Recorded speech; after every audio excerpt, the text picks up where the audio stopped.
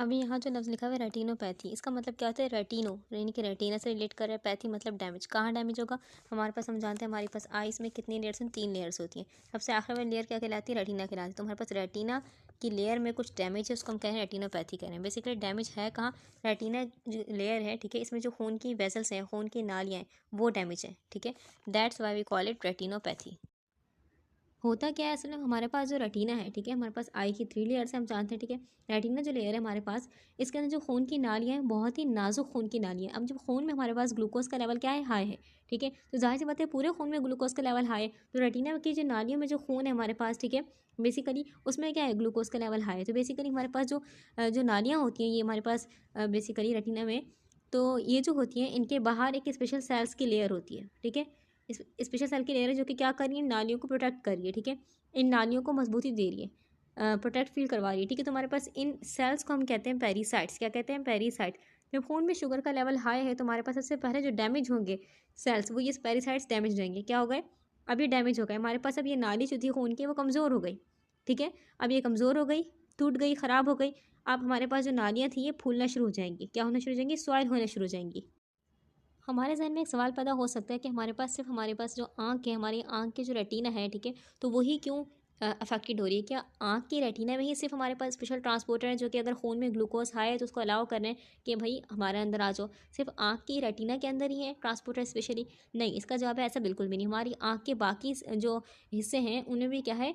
उनमें भी special transporter हैं, स्पेशल ग्लूकोज ट्रांसपोर्टर हैं, जो कि क्या करते हैं? खून में अगर ग्लूकोज हाई हो, अपने अंदर ले लेते हैं। जैसे कि अगर हम बात करें कॉर्निया की, आई में कॉर्निया होता है, उसके अंदर भी ट्रांसपोर्टर स्पेशली हैं, ठीक है। अगर हम बात करें सिलियरी बॉडी की, तो उसके अंदर भी हैं। अगर हम बात करें आइरिस की, उसके अंदर भी हैं ट्रांसपोर्टर्स। अगर हम बात करें लेंस की, तो लेंस में भी हैं। अगर लेंस में जैसे कि शुगर हम हाई हो रही है खून में, तो लेंस में घुस जाएगी बेसिकली लेंस के सेल में, तो हमारे पास लेंस होगा, फूल जाएगा, जिसको हम कहते हैं मोतिया हो जाएगा, ठीक है।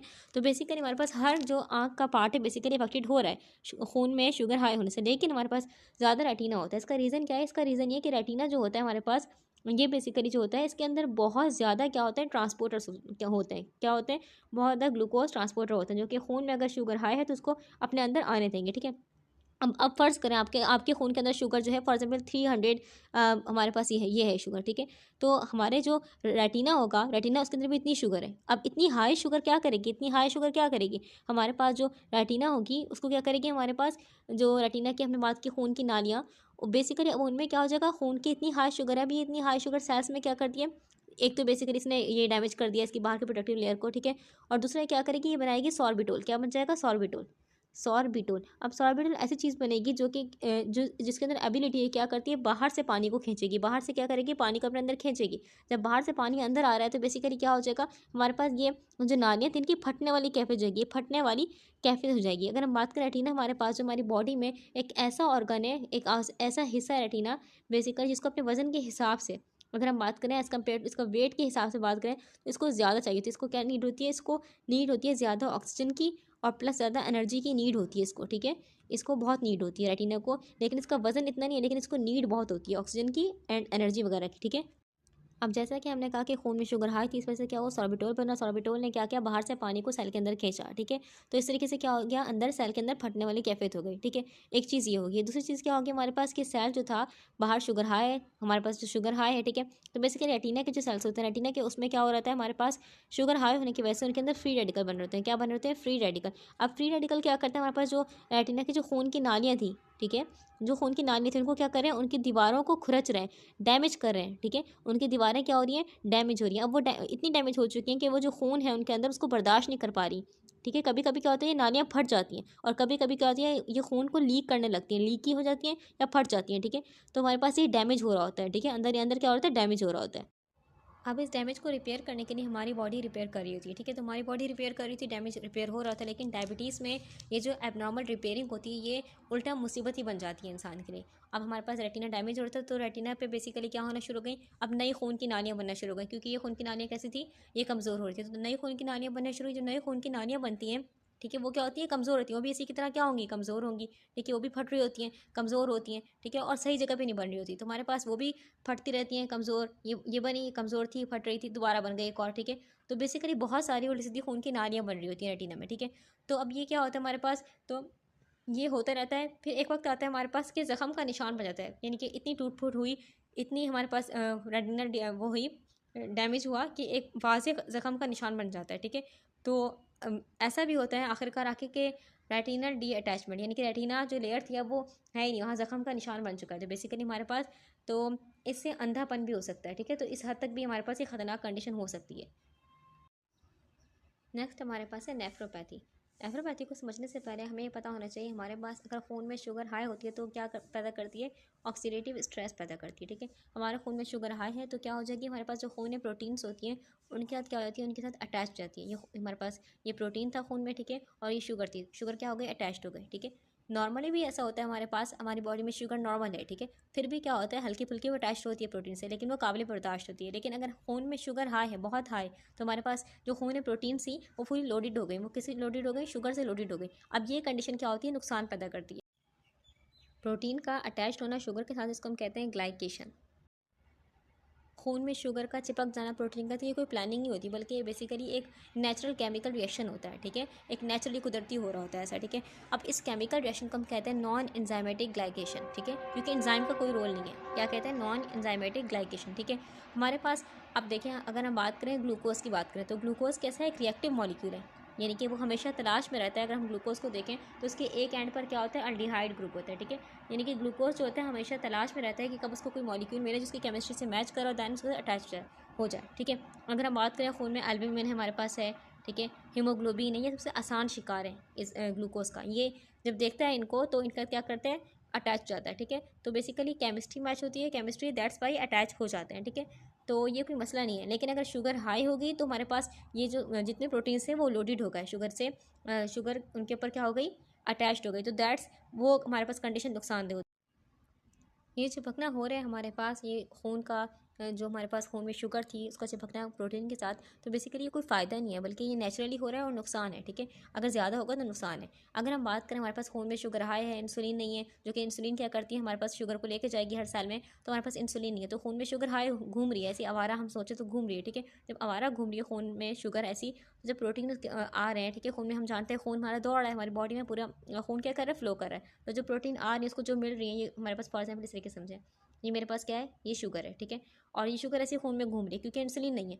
तो हमारे पास आई प्रोटीन, ये प्रोटीन आई, ठीक है, और ये प्रोटीन जब आई तो हमारे पास इसने देखा, और जब प्रोटीन यहाँ से गुजरने लगी तो ये अटैच्ड हो गया बिकॉज ऑफ केमिस्ट्री, इसका अल्डिहाइड ग्रुप था और इसने क्या कर लिया, प्रोटीन के साथ बॉन्ड बना लिया, ठीक है। अब ये चिपक गया हमारे पास। अब क्या हो गया, अगर ऐसा काफ़ी टाइम तक होता रहा, यानी कि ऐसा काफ़ी वक्त के लिए होता रहा, तो हमारे पास होगा क्या, ये जो अब बॉन्ड बनाता है ये बहुत सख्त हो जाएगा, ये क्या हो जाएगा, सख्त, एक ग्लू की तरह हो जाएगा। तो बेसिकली एक रिएक्शन होगा और एट द एंड हमारे पास बनेगा AGES। AGES basically, AGES is what, AGES is basically हम बोल सकते हैं कि जो रिएक्शन बेसिकली हम बोल रहे थे ना कि अल्डिहाइड हमारे पास ये जो ग्लाइकेशन था, ग्लाइकेशन जो अमल था कि प्रोटीन और ग्लूकोज को चिपकना है, उसको हम ग्लाइकेशन कहते हैं। ग्लाइकेशन का एंड प्रोडक्ट, ये एंड प्रोडक्ट होता है AGES, ये ग्लाइकेशन का एंड प्रोडक्ट होता है, ठीक है। और हमारे पास ये ख़तरनाक होता है, ये क्या होता है, हमारे पास हमारी बॉडी के लिए एक जहर की तरह होता है, ठीक है। जब हमारे पास ये काफ़ी अरसे के लिए, लंबे टाइम के लिए क्या कर रहे हैं, खुद को बॉन्ड बनाते रहे, बॉन्ड बना लिया इन लोगों ने।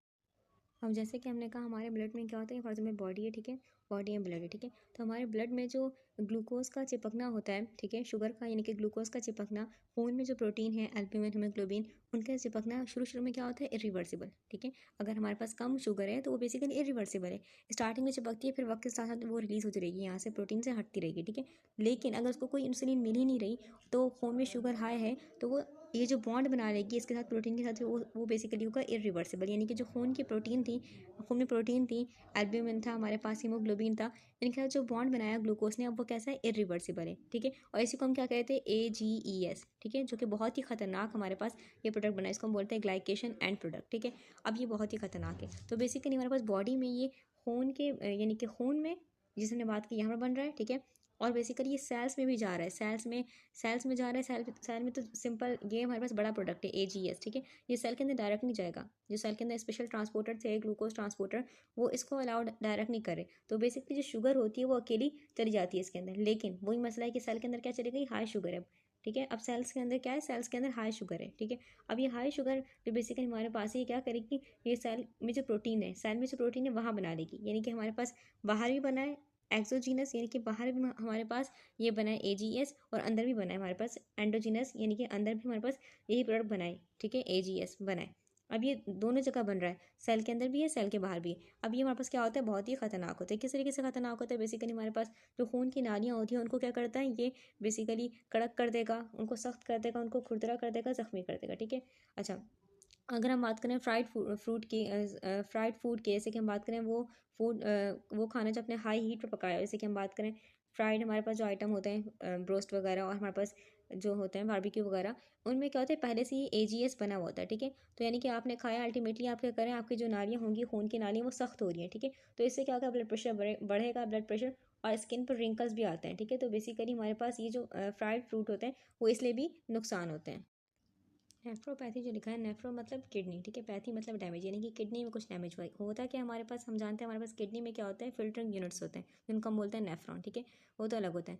लेकिन हमारे पास किडनी में क्या होता है, किडनी में नालियों के यानी कि खून के नालियों के गुच्छे होते हैं, उनको हम कहते हैं ग्लोमेरुलस, ठीक है। अब हमारे पास ये बहुत ही इंपॉर्टेंट है। अब इनमें क्या होता है, ये जो ग्लोमेरुलस है, मैं इन खून की नाली को थोड़ा सा बड़ा करी हूँ, मेरे पास खून की नाली है, ठीक है। अब इनमें क्या होता है, इनमें स्पेशल ट्रांसपोर्टर्स होते हैं ग्लूकोज के, जो कि इंसुलिन का इंतजार नहीं करते, बल्कि अगर खून में ग्लूकोज हाई है तो उसको अपने अंदर ले लेंगे, ठीक है। तो ये हरकत उन्होंने की, हमारे पास क्या हो गया, इनके अंदर क्या आ गई, बहुत सारी शुगर आ गई, ठीक है। अब जब बहुत सारी ग्लूकोज इनके अंदर आ गई तो इनके जो सेल्स होंगे वो क्या बना लेंगे, वो बना लेंगे मिलके कॉम्प्लेक्स, जैसे मैंने बात की थी, वो क्या बना लेंगे, कॉम्प्लेक्स बना लेंगे, क्योंकि खून में शुगर हाई, तो बेसिकली ये इरिवर्सिबल कॉम्प्लेक्स बना लेंगे, AGES, ठीक है। अब ये AGS क्या करते हैं, मैंने बात की थी, AGS क्या करता है, नालियों को कमज़ोर करता है। नालियाँ क्या हो गई, ग्लोमेरुलस की नालियाँ कमज़ोर हो गई। एक तो शुगर इतनी हाई है इसमें, ठीक है। जब शुगर इतनी हाई है इसमें, तो हमारे पास जो खून किडनी के पास आ रहा है, किडनी का काम क्या होता है कि खून को फिल्टर करना, जो खून इसके पास आ रहा है, शुरू शुरू में क्या होगा, हमारे पास ये किडनी इसको बर्दाश्त करने के लिए क्या करेगी, ज़्यादा प्रेशर लगाएगी, ठीक है। तो ग्लोमेरुलस की नालियों में जो शुगर हाई है, तो बेसिकली ये क्या करेगी, ये बहुत ताकत से खून को क्या करेगी, फिल्टर करेगी, ठीक है। स्टार्टिंग में ये बहुत अच्छा से काम करेगी, इसको करने के लिए, कोप करने के लिए, ठीक है।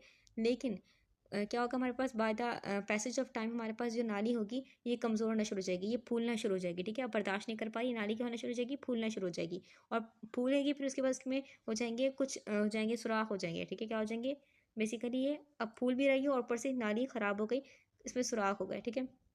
बिकॉज ऑफ हमारे पास इसने क्या कर दी, AGS ने डैमेज कर दिया, ठीक है। तो अब ये हमारे पास फिल्टरिंग यूनिट सही काम नहीं करे। अब जो चीज़ हमारे पास नहीं जानी चाहिए थी यूरिन में, ठीक है, वो भी चीज़ें कहाँ जा रही हैं, यूरिन में। अगर हम बात करें खून में, अगर हम बात करें स्पेसिफिकली एल्ब्यूमिन की बात करें, एल्ब्यूमिन को खून में रहना चाहिए था, लेकिन अब वो कहाँ जा रहा है, यूरिन के जरिए हमारे पास यूरिन से निकल रहा है, ठीक है। क्योंकि हमारे पास ये ग्लोमेरुलस जो है, इसकी जो नालियाँ हैं, नालियाँ वो सही नहीं है, ठीक है। आगे चलते हैं। अब आगे इस तरीके से हमारे पास लिखा हुआ है न्यूरोपैथी। अब न्यूरो यानी कि कहाँ डैमेज होगा, न्यूरॉन में डैमेज होगा, पैथी मतलब डैमेज, ठीक है। तो होता क्या है इसमें, न्यूरो यानी कि न्यूरॉन से रिलेट करें। हमारे पास जो न्यूरॉन यानी कि नर्व सेल होते हैं, जो कि क्या करते हैं, सिग्नल को कैरी करते हैं, ठीक है, सिग्नल को पहुंचाते हैं बॉडी में। तो हमारे पास होगा क्या, ये नर्व सेल है हमारे पास, ठीक है। अब इन नर्व सेल में भी क्या होता है, स्पेशल ग्लूकोज ट्रांसपोर्ट होते हैं, जो कि इंसुलिन का वेट नहीं करते, बल्कि अगर खून में ग्लूकोज हाई है तो क्या करेंगे, अपने अंदर ले लेंगे। तो वही हरकत इन्होंने की, इन्होंने क्या कर लिया, जो खून में ग्लूकोज हाई थी अपने अंदर ले लिया। अब जब हमारे पास नर्व सेल में यानी कि न्यूरॉन में क्या आ गई, हमारे पास ग्लूकोज ज़्यादा हो गई, हाई हो गई, तो बेसिकली एक अल्कोहल में कन्वर्ट हो जाएगी, जिसको हमने कहा था सॉर्बिटोल। क्या बन जाएगा, सॉर्बिटोल। अब ये सॉर्बिटोल क्या होता है, बहुत ही खतरनाक होता है, ठीक है। अब इससे क्या होगा, इससे हमारे पास जो बेसिकली एक ऑस्मोटिक प्रेशर चेंज होगा। किस तरीके से, ये सॉर्बिटोल क्या करता है, ये सॉर्बिटोल जो बाहर पानी था उसको क्या करेगा, सेल के अंदर खींचेगा, सेल के अंदर क्या करेगा, खींचेगा। अब सेल के अंदर खींच रहा है, नर्व सेल क्या हो रहा है, फूल रहा है, नर्व सेल क्या होना शुरू हो गया, फूलना शुरू हो गया हमारे पास। और हमारे पास जो प्रोटीन थी, यहाँ पर प्रोटीन थी इनमें, नर्व सेल के सेल्स में प्रोटीन थी जो थी, तो इस ग्लूकोज ने क्या किया, साथ मिल गई, ठीक है। क्या बना लिया, कॉम्प्लेक्स बना लिया, जिसको हमने कहा था बेसिकली क्या बन जाएगा, हमारे पास ग्लाइकेशन का एंड प्रोडक्ट बन जाएगा, ठीक है, AGS, ठीक है, हमारे पास बन गया, ठीक है। एक इरिवर्सिबल हमारे पास बॉन्ड बन गया ग्लूकोज का हमारे पास, और हमारे पास जो प्रोटीन थी नर्व सेल में, ठीक है, एक बॉन्ड बन गया, ठीक है। तो इस तरीके से हमारे पास ये तो शुगर हाई, ऊपर से AGS बन गए। AGS क्या करती है, AGS हम जानते हैं हमारे पास जो वॉल थी नर्व सेल की वॉल, इसको क्या करना शुरू कर देंगे, खुरचना शुरू कर देंगे। अभी वॉल क्या हो रही है, कमज़ोर हो रही है, ऊपर से फूल गई हैं। अब ये जब कमज़ोर होंगी हमारे पास, तो बेसिकली हम जानते हैं हमारे पास नर्व सेल की एक प्रोटेक्टिव शीट होती है, ठीक है। नर्व सेल की जो हमारे पास शीट होती है उसको बोलते हैं माइलिन शीट। माइलिन शीट बहुत ही प्रोटेक्टिव होती है, सिग्नल को सही कैरी करने में हेल्प करती है, यानी कि सिग्नल इधर उधर ना जाए बल्कि सही से अंदर ट्रैवल करें। तो हमारे पास ये माइलिन शीट क्या हो गई, ख़राब हो गई, डैमेज हो गई, ठीक है। अब सिग्नल सही तरीके से जाएगा नहीं, ठीक है। और हमारे पास जो नर्व होती है, नर्व सेल, ये जो न्यूरॉन होते हैं, इनको इनको बहुत नीड होती है कि इनको क्या मिले, ऑक्सीजन मिले, ठीक है। इनको ऑक्सीजन जो दे रही होती है उनको हम कहते हैं वैजा नर्वो, इन नालियों को हम कहते हैं वैजा नर्वोरम, ठीक है। अब ये बहुत ही पतली पतली नालियाँ होती हैं जो कि क्या कर रही होती है, नर्व सेल न्यूरॉन को क्या कर रही होती है, नर्व सेल या फिर न्यूरॉन बोले हम, उनको क्या करती है, खून सप्लाई कर रही थी। अब हमारे पास खून में क्या है, शुगर हाई है, ग्लूकोज हाई, तो हमारे पास ये नालियाँ क्या हो गई, ब्लॉक हो गई। तो यानी कि नर्व सेल को सही तरीके से ऑक्सीजन नहीं मिली, उसकी डिमांड पूरी नहीं हो रही, ठीक है। तो स्टार्टिंग में क्या होगा, स्टार्टिंग में तो ये होगा, यानी कि बहुत सारी कंडीशन हो चुकी है, हमारे पास फूल गई हैं दीवारें, ये माइलिन शीट तबाह हो चुकी है, हमारे पास पानी बहुत सारा अंदर आ चुका है और ऊपर से ऑक्सीजन भी नहीं मिल रही, ठीक है। तो इस सारी कंडीशन होने के बावजूद स्टार्टिंग में क्या होगा, कि जो पर्सन होगा उसको जलन महसूस होगी, क्योंकि इसके नर्व सेल सही तरीके से मैसेज कैरी नहीं कर पा रहे। स्टार्टिंग में क्या होगी, बर्निंग फील होगी, टिंगलिंग फील होगी, ठीक है। लेकिन बाद में क्या होगा, बाद में एक वक्त ऐसा आएगा कि उसको कुछ फील ही नहीं होगा, क्योंकि इसके जो नर्व्स थे, नर्व सेल या न्यूरॉन थे, वो डेथ हो चुकी है उनकी, यानी कि नर्व सेल और न्यूरॉन डेथ हो चुकी है, हम बोल सकते हैं नर्व डेथ हो चुकी है, ठीक है। तो बाद में क्या होगा, एक वक्त ऐसा होगा, उसको फील नहीं होगा कि उसका पाँव गर्म जगह पर, ठंडी जगह पर है, कोई फील ही नहीं कर पा रहा होगा। क्यों? क्योंकि उसके नर्व सेल सही तरीके से मैसेज कैरी नहीं कर पा रहे, जो है नर्व सेल अंदर, वो क्या हो चुके हैं, डेथ हो चुके हैं, वो बिल्कुल तबाह हो चुके हैं, ठीक है। आगे चलते आगे हमारे पास लिखा हुआ है कार्डियोवास्कुलर कॉम्प्लिकेशंस। तो डायबिटीज़ में क्या क्या कार्डियोवास्कुलर कॉम्प्लिकेशन होती है, इसको देखते हैं। अब ये कार्डियोवास्कुलर कॉम्प्लिकेशन हो किस तरीके से रही है, होता है क्या, हमारे पास हमारी जो बेसिकली खून की नालियाँ, उनमें क्या होता है, उनमें जो बैड कोलेस्ट्रॉल होता है, ठीक है। उनमें बैड कोलेस्ट्रॉल के साथ क्या करेंगे, ये हमारे पास जो ग्लूकोज शुगर हाई थी खून में, वो क्या करेगी, फॉर एग्जाम्पल ये एलडीएल है, यानी कि एलडीएल मतलब क्या, बैड कोलेस्ट्रॉल, ठीक है। अब ये बैड कोलेस्ट्रॉल है और ये हमारे पास क्या है, ये हमारे पास है बेसिकली शुगर, ठीक है। इसने देखा बैड कोलेस्ट्रॉल है, क्या बना लिया, बॉन्ड बना लिया। अब ये बहुत ही खतरनाक होता है, इसको हम बोलते हैं ग्लाइकेटेड एलडीएल, ग्लाइकेटेड एलडीएल। अब ये बहुत ही खतरनाक है क्योंकि नालियों में फंस जाता है, ठीक है। ये अगर हम बात करें एलडीएल से भी ज़्यादा, यानी कि बैड कोलेस्ट्रॉल से ज़्यादा खतरनाक ये बॉन्ड बन गया, यानी कि अब ये बहुत बड़ा मॉलिक्यूल हो चुका है, तो नालियों में फंस सकता है, ठीक है। सेकंड चीज़, एक और चीज़ ये होती है हमारे पास कि हमारे पास ये जो शुगर हाई है, ठीक है, ये शुगर हाई है हमारे पास, ये खून की नालियाँ हैं, ठीक है। इनमें हम जानते हैं क्या होंगे, सेल्स होंगे, ठीक है। तो बेसिकली हमारे पास नालियों में सेल्स हैं, ठीक है, सेल से बनी हुई ना हर चीज़। तो हमारे पास सेल्स में जो प्रोटीन होंगे, ये ग्लूकोज ने देखा, यहाँ पर ग्लूकोज ने देखा हमारे पास इस सेल में हर प्रोटीन है हमारे पास, तो क्या बना लिया, बॉन्ड बना लिया, क्या बना लिया, बॉन्ड, यानी कि एजीएस बना लिया, ठीक है। अब हम जानते हैं एजीएस क्या करते हैं, इन नालियों को क्या करें, कमज़ोर करें, खुरच रहे हैं, ठीक है। तो एट द एंड नालियाँ क्या हो रही है, कमज़ोर रही है, हमारे पास सख्तपन पैदा हो रहा है इनमें। अब ये हमारे पास क्या है, खून की नाली, ठीक है। हम खून की नाली की जो अंदर के लेयर्स को हम बोलते हैं एंडोथीलियम, ठीक है। एंडोथीलियम क्या रिलीज करती है, नाइट्रिक ऑक्साइड रिलीज करती है। नाइट्रिक ऑक्साइड क्या है, गैस है। नाइट्रिक ऑक्साइड जो गैस होती है क्या करती है, नालियों को थोड़ा क्या करती है, रिलैक्स करने में हेल्प करती है। हमारे पास क्या है, खून में शुगर हाई है, यानी कि एजीएस बन चुके हैं, हमने बात की थी जैसे कि कॉम्प्लेक्स बन चुका है एजीएस, और बेसिकली ग्लाइकेटेड एलडीएल बन चुका है हमारे पास खून में। तो ये सब कंडीशन हो चुके हैं। तो अब इन कंडीशन की वजह से हमारे पास ये जो एंडोथीलियम रिलीज करता है नाइट्रिक ऑक्साइड, वो रिलीज नहीं कर पाएगा, ठीक है। वो क्या हो गई, ब्लॉकेज हो गई, तो वो रिलीज नहीं कर पा रहा, तो हमारे पास हर वक्त क्या होगी, नालियाँ सिकुड़ी रहेंगी, कॉन्स्ट्रिक्टेड रहेंगी, ठीक है। कॉन्स्ट्रिक्टेड रहेंगी, इससे क्या होता है, हार्ट अटैक का खतरा बढ़ जाता है, यानी कि रिस्क होता है हार्ट अटैक का, क्योंकि नालियाँ क्या है, कॉन्स्ट्रिक्टेड है, खून का प्रेशर क्या हो रहा है, बढ़ रहा है, ठीक है। एक और काम ये भी होता है हमारे पास डायबिटिक कार्डियोवास्कुलर कॉम्प्लिकेशंस में, कि हमारे पास जो हार्ट है, ठीक है, हार्ट के जो मसल सेल हैं, उनमें भी क्या होते हैं, ग्लूकोज ट्रांसपोर्टर होते हैं, जो कि क्या करते हैं, इंसुलिन का इंतजार नहीं करते, बल्कि क्या करते हैं, अपने अंदर अलाउ करते हैं कि उनके अंदर शुगर अगर खून में आए, हाई है, तो उनके अंदर आ जाए, ठीक है। ये मैंने क्या बनाया है, हमारे पास हार्ट का एक मसल सेल उठाया, ठीक है। तो बेसिकली हमारे पास हार्ट का एक मसल सेल है, इसके अंदर क्या आ चुकी है, अब हमारे पास शुगर आ चुकी है, ठीक है। अब वही बात है, क्या बनाएगी, एजीएस बनाएगी। अब एजीएस क्या है, कॉम्प्लेक्स, शुगर और प्रोटीन का कॉम्प्लेक्स, ठीक है। अब ये बन गया हमारे पास, इससे क्या हो जाएगा, हमारे पास जो ये मसल सेल था, इनके फाइबर क्या हो जाएंगे, सख्त हो जाएंगे, क्या हो जाएंगे, फाइबर सख्त। अब बेसिकली हमारे पास जैसे हार्ट पहले कॉन्ट्रैक्ट कर रहा था, वैसे कॉन्ट्रैक्ट नहीं कर पा रहा, कॉन्ट्रैक्शन की पावर क्या हो गई, हार्ट की कम हो गई। तो बेसिकली हार्ट फेलियर, ठीक है। हार्ट किसकी तरफ जा रहा है, हार्ट फेलियर की तरफ जा रहा है, ठीक है। एक तो हार्ट का रिस्क बढ़ चुका है, दूसरा हार्ट फेलियर की तरफ जा रहा है, क्योंकि इसके मसल फाइबर क्या हो चुके हैं, सख्त हो चुके हैं, बिकॉज ऑफ एजीएस। एजीएस ने क्या किया, ठीक है, एजीएस ने ये काम किया। बहुत ही इंपॉर्टेंट कॉन्सेप्ट और इंपॉर्टेंट डाउट हमारे पास जो न्यूरोपैथी हो गया, यानी कि हमारे पास नर्व का डैमेज हो रहा था, नेफ्रोपैथी यानी कि किडनी का डैमेज हो रहा था, इनमें क्या हो रहा था, रेटिनोपैथी हो गया, इनमें क्या हो रहा था हमारे पास कि आखिरकार नालियाँ क्या हो रही थी, फूल रही थी, क्योंकि सॉर्बिटोल बन रहा था, ठीक है, जो कि क्या कर रहा था, पानी को अंदर सेल में खींच रहा था। जबकि हम बात करें कार्डियोवास्कुलर कॉम्प्लिकेशन की, इसमें क्या होता है, हमारे पास नालियाँ सख्त हो रही हैं, इसका रीज़न क्या है, इसका रीज़न है फाइबर्स। हमारे पास क्या होती हैं, हमारे पास अगर हम बात करेंगे, हमारे पास बड़ी बड़ी नालियाँ, खून की आर्टरीज़ की बात कर लेते हैं, चलें, ठीक है। आर्टरीज़ में क्या है हमारे पास, जो ये जो नालियाँ होती हैं, बेसिकली इनमें क्या होता है, कॉलेजन, कॉलेजन बहुत ही मुश्किल किस्म के, कॉम्प्लेक्स किस्म के और मजबूत किस्म के प्रोटीन होते हैं। हमने बात की हमारे पास हर सारे प्रोटीन है, तो हमारे पास अगर हम बात करें बड़ी बड़ी नालियों की, तो इनमें क्या होते हैं, एक मजबूत किस्म के प्रोटीन होते हैं जो कि क्या कर रहे होते हैं, खून का जो प्रेशर होता है उसको बर्दाश्त कर पा रहे होते हैं। ठीक है, अगर हम बात करें हर जगह ऐसा नहीं है, हर जगह ऐसी मजबूत प्रोटीन नहीं है। ठीक है, सिर्फ इनमें। ठीक है, तो बेसिकली कॉलेजन प्रोटीन होती है। तो हमारे पास जब AGS बने, यहाँ पर हमारे पास ऊन में शुगर हाई था, इनमें आ गया। ठीक है, तो हमारे पास होगा क्या, यहाँ पर क्या बन गया, AGS बन गया, यानी कि प्रोटीन और ग्लूकोज का कॉम्प्लेक्स बन गया। ठीक है, लेकिन हमारे पास होगा क्या, जो AGS बनते हैं, बेसिकली AGS क्या करते हैं, ये कॉलेजन और ये हमारे पास एक किस्म की कॉलेजन थी, ये यहाँ पर हमारे पास किसी और किस्म की कॉलेजन है। ठीक है, कॉलेजन ही है लेकिन कॉलेजन की कोई अलग टाइप है। ठीक है, कॉलेजन की कई किस्में हो सकती हैं, तो हमारे पास ये कोई और कॉलेजन, तो हमारे पास AGS क्या करेगा, इन दोनों को आपस में क्या कर देगा, मिला देगा। ठीक है, क्या कर देगा, क्रॉस लिंक कर देगा। क्या कर देगा, क्रॉस लिंक। ठीक है, तो हमारे पास ये इस तरीके से होता है बड़ी बड़ी नालियों में कि क्रॉस लिंकिंग हो जाती है, कॉलेजन के दरमियान क्या होती है, क्रॉस लिंकिंग। तो अगर हमारे पास सॉर्बिटल बन भी रहा है, सॉर्बिटल बन रहा है, हम जानते हैं बनेगा। ठीक है, क्योंकि AGS कॉम्प्लेक्स बना है, खून में ग्लूकोज है, तो क्या बनेगा, हमारे पास एक अल्कोहल बनेगा, सॉर्बिटोल। ठीक है, अब ये बनेगा, ये पानी को अंदर खींचता है, पानी को अंदर खींचता है, लेकिन हमारे पास नालियाँ इतनी सख्त हो चुकी हैं, इनकी दीवारें सख्त हो चुकी हैं, ये फूलने से ज़्यादा फूलेंगी ना, पानी आएगा फूलेंगी, लेकिन पानी एक तो आ बहुत कम रहा है, अगर आ भी रहा है तो हमारे पास ये फूल नहीं पा रही, क्योंकि इसकी नालियाँ क्या हो चुकी हैं, सख्त हो चुकी हैं। ठीक है, तो आई थिंक ये क्लियर होगा हमारे पास। बाकी जो हमारे पास कंडीशन है उनमें क्या हो रहा था, हमारे पास फूल रही थी, इनमें नहीं फूल रहा बिकॉज ऑफ द बेसिकली बोल सकते हैं strong fibres, strong proteins, collagen. ठीक है, इनमें क्या होते हैं, फाइबर्स होते हैं, क्या होते हैं, fibres. Next sentence, administration of insulin preparation और अदर इंजेक्टेबल और oral glucose lowering agents figure 24.1 can prevent morbidity and reduce mortality associated with diabetes।